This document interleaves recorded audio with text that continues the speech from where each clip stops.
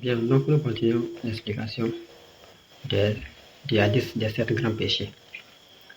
Donc le quatrième c'est Aklu riba, le fait de consommer riba, ce qu'on appelle intérêt usuraire.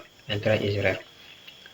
Ça aussi c'est haram, c'est un grand péché, comme nous le connaissons. Riba fait partie des grands péchés. Donc Dieu et son prophète nous a défendu de consommer l'intérêt usuraire, puisque ça fait partie des grands péchés. Quand on dit riba, comme nous le connaissons, c'est le fait d'apprêter l'argent à une personne pour un délai déterminé. Au moment du remboursement, il doit ajouter un intérêt qui vous revient. Ça, c'est riba en nasiya, c'est interdit, c'est haram. Et puis il y a autre riba encore qui est différent de ce qu'on vient de citer. C'est riba al-fadl. Riba al-fadl. Voilà, c'est le fait de faire des échanges des biens, mais de manière déséquilibrée. Il y a un qui gagne plus que l'autre. Voilà, ça aussi c'est haram, ça fait partie des riba aussi. Donc voilà un peu, comme ce n'est pas pour rentrer dans trop de détails.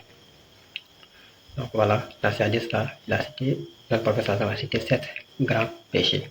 Donc le quatrième c'est ça, le riba, le fait de consommer un riba. Voilà, riba, il y a 2 types de riba. Riba al-fadl, riba al-nasi'a. Voilà, c'est un riba al-nasi'a qui est le fait d'apprêter une somme d'argent à une personne. Puis au moment du remboursement, il doit ajouter quelque chose dessus comme intérêt qui revient à celui qui a fait le prêt. Voilà, ça c'est haram. Donc le deuxième, comme on l'a dit, c'est le fait de faire des échanges des biens. Ça peut être de l'or, ou bien d'argent blanc ou quoi que ce soit. Mais au moment de l'échange, si c'est quelque chose qu'on doit peser, il y a un qui pèse plus que l'autre. Voilà, ça c'est riba al-fadl. On fait des échanges, mais l'échange n'est pas équilibré. Il y a un qui gagne plus que l'autre. Ça c'est riba al-fadl. Ça se fait sur les champs. Ça c'est haram également. Donc tous ces deux-là font partie des types de riba. Ce sont des ribas que le prophète sallallahu nous a défendu de consommer.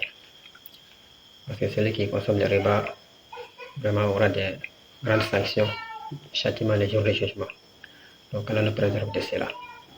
Donc dans ce hadith-là, le quatrième là c'est ça. Nous avons déjà cité les 3 premiers grands péchés. Donc, quatrième grand péché dans ce hadith où le prophète sallallahu a dit Saba'a mubikat. La 7 grands péchés qui conduisent, qui peuvent être la cause d'un grand châtiment.